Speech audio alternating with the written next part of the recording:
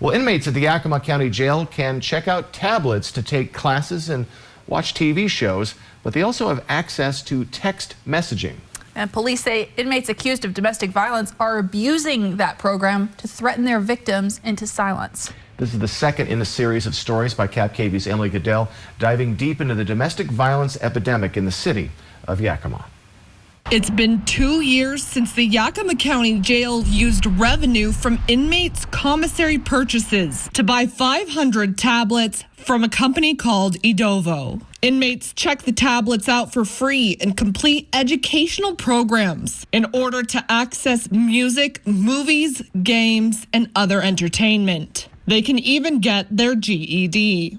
I will say myself and other staff were a little skeptical of the tablets, but I think at the end it has bettered the system. It's dropped violence within the jail because they're busy on the tablets. They're not, messing with each other while they're in the units. Even if they're doing it just to get to the entertainment, they're at least learning something, which in turn should make them a better community member. Inmates can also pay to use the text messaging app to contact people outside the jail. It kind of just opens up a little more access to let the incarcerated people have that communication with friends and family while they're in here. But the jail has faced some controversy over allowing inmates unsupervised access to texting. Unfortunately, part of that reward system is potentially being abused by some of the inmates texting their victims or other witnesses. A handful of inmates can generate thousands of texts that are all in violation of a no contact order. Jail officials say they can review those texts, and if there's a violation, they can block the victim's number or restrict text messaging for that individual inmate. But police don't get that same access. Since there's no law on the books regarding taking texts from the jail as evidence, the prosecutor is requiring them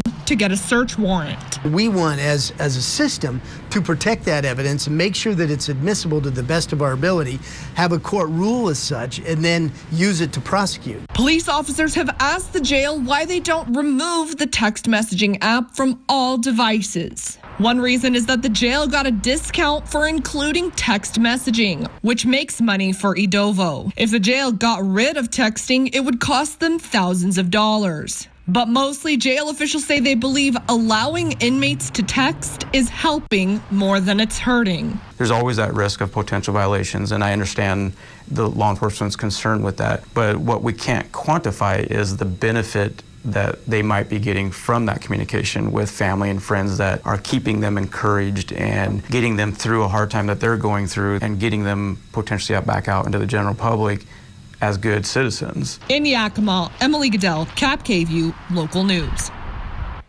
For a deeper look inside the story, head to yaktrinews.com, where you can also check out the first story in this series about a new coalition dedicated to reducing domestic violence in the city of Yakima.